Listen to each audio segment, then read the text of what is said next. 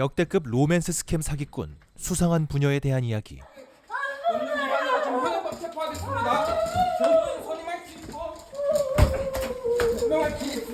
지금 시작합니다. 여수에서 날아온 한 제보, 한 여자에게 사기를 치고 달아난 남자.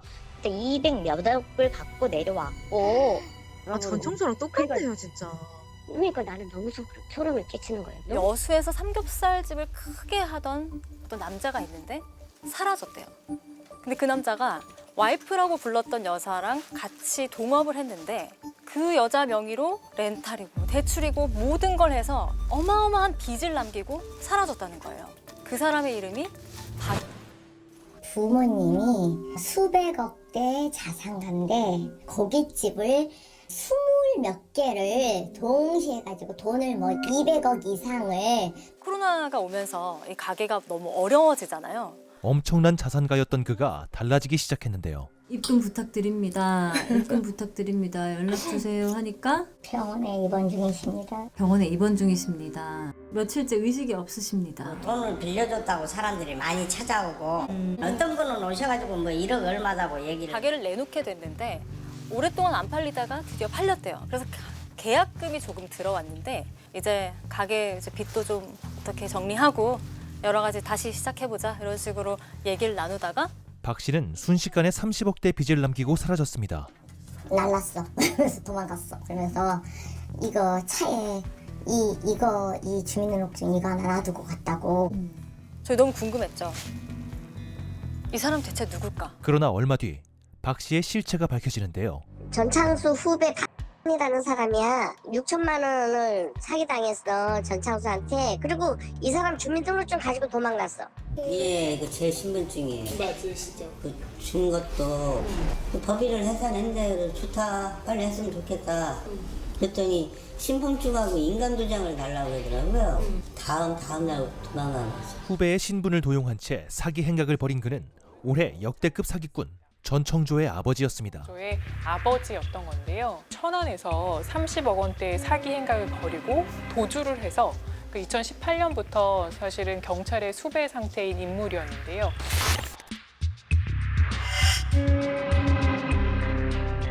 이미 천안에서 대문짝만하게 공개 수배가 된 사람이었거든요. 굉장히 목이 좋은 곳에 버젓이 사장 역할을 하고 있었던 겁니다. 그가 피해자에게 환심을 사는 수법은 각별한 사랑 표현과 선물 공세였는데요. 교류를 하기 시작을 했죠. 연인 관계로 접근을 했죠. 가게 오면은 느닷없이 팔찌를 하나 갖고 와요. 지나가다 이뻐서 놔주려고 샀다고 그러고 무피 옷도 막 사주고 벤츠를 2개를 자기 거 까만 거 내 거 하얀 거 하나 계약해놨다고. 아, 선생님도 혹시 그럼 벤츠를 받으셨어요? 받기는 뭘 받아. 계약만 했다 그래서 돈만 가져갔지. 전창수도 전청조와 마찬가지로 로맨스 스캠을 주 업으로 삼는 이제 전업 사기꾼이었는데 부동산 관련 법인을 설립을 하는 거죠. 그 법인의 사업 활동을 명목으로 투자를 받은 거죠. 투자를.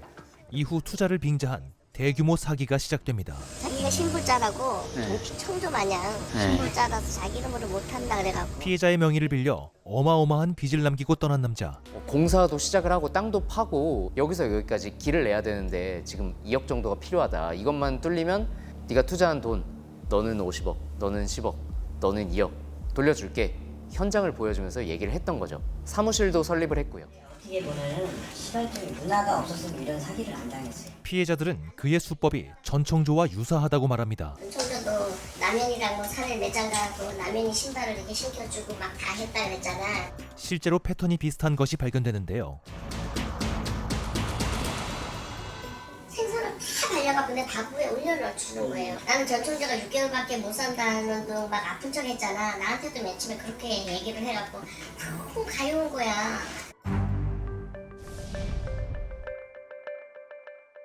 자기한테 자기 제자로 이걸 산화를 시켰나? 예? 전세했나? 그런 거를 어떻게 똑같이 그러니까 내가 있잖아. 난 그게 신기해. 피가 너무 무섭다고 내가 그랬어. 전창수의 측근과 접촉하게 된 취재진. 전창수의 최측근이라고 하는 사람들과 접촉에 성공을 했는데요. 측근들의 전창수에 대한 묘사는 피해자들의 증언과 대체로 일치를 많이 했습니다. 일단 공교롭게도 부녀가 모두 말에 관심이 많았네요. 그래서 전창수가 경마 중독이었다는 것과 전청조가 마필 관리사. 어렸을 때 전창수가 말에 대한 관심을 전청조에게 심어줬을까요? 유명해. 노름꾼에, 도박꾼에, 입만 열면 뻥해. 맨날 왔어요. 하루도 안 빼고 왔어. 하루도 안 빠지고 다니. 전창수의 애정은, 딸에 대한 애정은 사실이었던 것 같습니다. 피해자분이 목격한 바에 따르면은 전청조로부터 톡이 왔다는 거예요. 전창수에게. 저 청조예요. 아빠가 우리 아빠라면서요. 저 도와주세요. 너무 어려워요. 딸의 간곡한 부탁을 들어준 전창수. 천안에서 사기친 돈을 은행과 경마장을 돌면서 현금으로 바꿔놨는데 그 현금 중에 일부를 전청조에게 줬다고. 직후부터 갑자기 다시 SNS에 호화 사치품들. 이후 전청조의 본격적인 사기 행각이 시작됩니다. 행주를 만든 사람이래요. 그 맥주집 있잖아요. 호프집. 그때는 비싼 풀빌라에 오래 살고 그때도 벤츠 타고 다녔거든요. 2018년 하반기 정도부터 전청조가 본격적으로 재력가 행세를 하면서 사기 행각을 벌이게 되는데 결국 그 직후에 전청조는 법의 심판을 받게 됩니다. 전청조가 출소를 한 이후에는 더 본격적인 사기꾼의 길로 들어서게 되는데요. 그리고 우리가 알게 된 그 사건이 발생하게 된 것이죠. 오늘 봐야지 얘는 들어왔으니까 나 지금 사귄 것 같은데 이상하다. 거짓말에 거짓말이 이어지고 눈덩이처럼 불어난 거짓말로 결국 파국을 맞이합니다. 파라다이스 호텔에 자기가 뭐 혼외자고 뭐 재벌 3세다 알려지면 안 된다. 대한민국에서 자산이 가장 많은 것으로 알려지셨는데 혹시 사실인가요? 파라다이스 전 회장과 관계가 어떻게 되나요? 뭐 이런 내용이었던 것 같아요. 그러면은 그쪽에서 막 화내면서 지금 뭐 하시는 거냐고, 식사 중인 거 안 보이냐, 좀 그러면 나가보겠습니다. 제 방에서 죄송합니다 이러고 이렇게 나오는 그런 내용이었어요. 저희가 아시는 은행장님도 있고 해서 그걸로 저희가 지금 학원을 차리려고 준비 중이에요. 예절교육 학원이라고 해서. 청조 씨는 지금 신용도가 어떻게 되는데요? 저 1등급이요. 전청조의 신용 등급이 최하위 등급이었거든요. 갑자기 대표님이 자살했다는 거예요. 자살한 이유가 일반인들이랑 이렇게 어울려서 결국에는 파라다이스 뭐 전필립 회장이 화났다. 그런 와중에 걔가 갑자기 나타났어요. 12월에 자살을 했고 1월 중순쯤에 뿅 하고 나타났어요. 갑자기. 자기가 사실은 뭐 파라다이스에 죽은 척을 한 거다.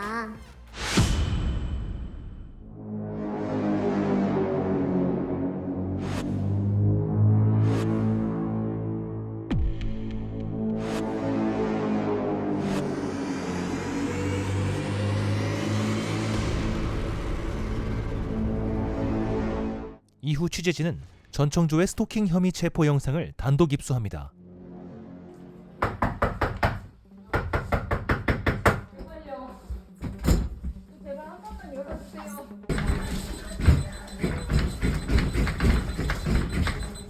현, 나 얘기 좀 하게 해도 현 제발 한 번만. 나 진짜 다시 안 할게 한 번만. 없는 일 아니라 지금 현행법 체포하겠습니다. 전문 선임하시고 분명하겠습니다. 여전히 이제 사람들이 계속 궁금해하고 풀리지 않는 의문점은 뭐냐면 이 남현희 감독이 전청조에 대해서 어디까지 알고 있었냐. 남현희 씨는 진짜 파라다이스 혼외자라는 거를 알고 있었어요, 처음부터? 그렇게 알고 있었어요, 처음에. 제가 거짓말 친 건 맞으니까요. 그러면 그게 끝까지 다 그렇게 알고 있었던 건가요? 아니, 그건 아니었어요. 가담했냐와 몰랐냐는 굉장히 다른 질문인 거 아시죠? 네. 확답은 못 드리지만 의혹은 던져드릴 수 있다고 제가 말씀드렸어요. 몰랐을까요? 전청조는 이에 대해 애매한 인터뷰를 남깁니다. 물음으로 답을 하죠. 또 어떤 인터뷰에서는 뭐 2월 기자대행 사건 때부터 알고 있었다 이런 취지로도 이야기를 하는데요. 뭔가 있는 것처럼 뭐 흘리듯이 얘기를 하는데 그러면서도 뭐 근거는 없다. 그리고 점점 밝혀지는 그들의 이야기는 여러 가지 의문점을 남기게 되죠. 사랑하는 연인들끼리 할 수 있는 그런 멘트 같아요. 뭐 이거는 약간 좀 의미가 있어요. 단순한 사랑만 있는 건 아니고 내 인생에 있어 마지막 친구인 남현이에게 이 양반이 최정함 사기라고 하고 6개월밖에 못 산다고 주변에 이야기를 하고 다녔습니다. 그리고 이거는 뭐 남현희 감독이 핸드폰에다 그 메모를 남겨놓은 거예요. 일기 형식으로 메모를 남긴 거래요. 매일 아픈 너에게로 시작하는 건데 왜 넌 매일 아파? 제발 아프지 마. 뭐 이런 말 해주고 싶다. 막 혹시 너에게 큰일이 생기면 어떻게 하겠느냐. 나는 어떡하지? 뭐 이런 식 고민들. 이 당시까지만 해도 계속 남현희 감독은 이 전청조라는 사람이 이제 죽을 병에 걸렸고 곧 죽을 수도 있다. 위태위태하다. 이걸 계속 믿고 있었던 거예요. 진심으로 걱정을 했던 것 같아요. 이것만 봐서는요. 전청조 씨가 아니 남현희 감독도 애를 낳아본 경험이 있는 사람이고 그런데 임신이 안 되는 거를 정말 몰랐을까요? 올해 9월 9일 토요일에 있었던 메시지인데요. 남현희 감독이 물어봅니다. 일요일에 파라다이스 행사를 갈 거냐? 혼외자라는 걸 아직 일반인들이 공개를 하지 않지 않았냐? 그렇게 물어보니까 전청조 씨가 미리 얼굴 도장 찍는 거다. 이렇게 대답을 해요. 카지노 담당자로 오프닝을 담당을 했다. 9월 초까지는 남현희 감독도 전청조 씨가 파라다이스 혼외자라고 생각을 하고 있었고 그리고 전청조 역시 파라다이스 혼외자로서 연기를 계속 하고 있었다는 거죠. 같이 구속된 그 경호 팀장 그분과 남현희 감독이 주고받은 카톡인데요. 파라다이스 호텔에 갔을 때의 사진입니다. 갔는데 쪽지가 놓여 있었던 거예요. 현이야, 가족이 된 것을 축하한다. 물어봅니다. 이거 아냐고. 뭐 확인 안 하고 받아서 몰란다. 내가 9시 18분에 찍었는데도 없었는데 화장실 갔다 나오니까 생겼다고. 이 경호팀장이 이렇게 얘기를 해요. 직원이 써서 준 거다. 근데 남현희 감독이 직원 안 들어왔는데? 그러니까 갑자기 말을 바꾸면서 직원이 줘가지고 올려놨다. 말을 바꿔서 쉽게 바꾸더라고요. 또 이렇게 이 경호팀장과 전청조가 짜고서 남현희 감독을 속이기 위해서 수작을 부린 것이 아닌가. 처음에 알게 됐는 게 이제 인스타 DM으로 이제 자기가 연락이 왔었어요. 2015년도에 이제 청조가 이제 결혼하자고 이제 얘기를 해갖고 제가 돈을 송금을 해줬었거든요. 근데 그 돈으로 애랑 여자랑 같이 살려고 이제 어느 날 집에 딱 가니까네 애 양이 있길래 뭐 웨딩 사진 촬영도 했었고 그때도 그 애 양은 유부녀였어요. 자식이 있었는데 그 자식한테 청조가 뭐라고 했냐면 아빠라고 불러라고 얘기를 했었거든요. 지금 남현희 감독님한테 했던 식으로 똑같아요.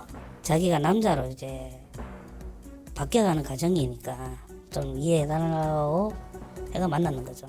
전청조의 로맨스 스캠 그 시작은 8년 전으로 거슬러 올라갑니다.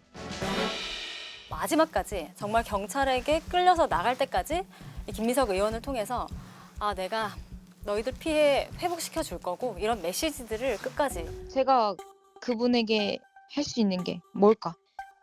내가 나와서도 갚을 수 있는 차용증이라든지 이런 부분에 대해서 쓰자. 현재 제 입장은 이렇고요.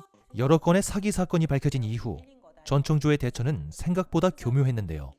실체가 없기 때문에 사기라는 것으로 처벌받을 가능성이 높으니까 그냥 금전소비대차로 가서 민사적으로 해결하고자 이 사람이 차용증을 지금 쓰자라고 하는 것으로 보여요. 구치소로 찾아와 달라고 부탁하는 편지가 기사화된 적이 있는데요. 이 수법은 전청조의 모친과도 연결고리가 있었습니다. 이 편지를 전해준 게 바로 그 전청조 씨의 모친 씨입니다. 전청조의 이런 수법은 처음이 아닌데 6년 전에도 씨가 똑같은 수법을 피해자들에게 한 적이 있었죠. 사기 혐의를 벗기 위해 차용증을 쓰는 방향으로 피해자를 설득했던 과거가 있었죠.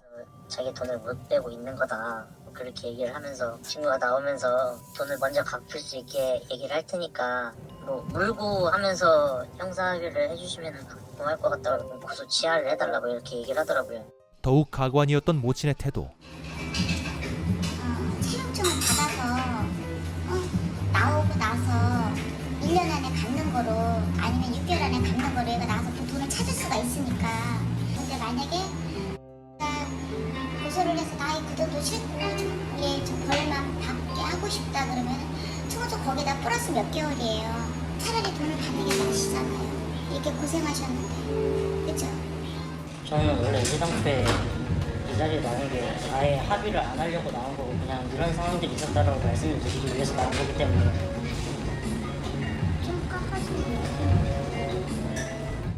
협상이라기보다는 흥정에 가까운데 또 문제는 합의금을 1,300만 원으로 낮춘 후에 태도가 재밌죠. 그 나이 때는 잘 모르겠지만 엄마 아빠한테 잘하세요. 말 한마디라도 승질내면서 말하지 말고 부모님한테 다음에는 이런 비슷한 일이 생기면 항상 한 번 더 생각하고 행동하고 알죠. 지금 이 상황을 모르는 사람들이 들었을 때에는 이게 지금 누가 갑이고 누가 을인지 적반하장도 유분수죠. 뭐 이 정도면 정말 망상을 가지고 있다라고 봐야 되는 거죠. 내 얘기 잘 들어. 그 돈 받고 싶지? 당연한 거 아니야? 나랑 오늘 차용증 쓰고 차용증으로는 진짜 안 되지. 놀랍도록 그대로인 전청조. 조용히 해, 입 닫아. 이게 되게 독특한 건데 지금 누가 갑이고 누가 을인지를 완전히 바꿔버리는 거거든요. 순간적으로 내가 지금 혼나야 되나? 그게 제가 볼 때는 상당한 그 가스라이팅이다 그렇게 생각이 들었죠. 전청조가 진짜로 돈을 갚을 생각은 있었는지 과거 피해자들의 증언을 들어보면 어느 정도 참고를 할 수 있을 것 같습니다.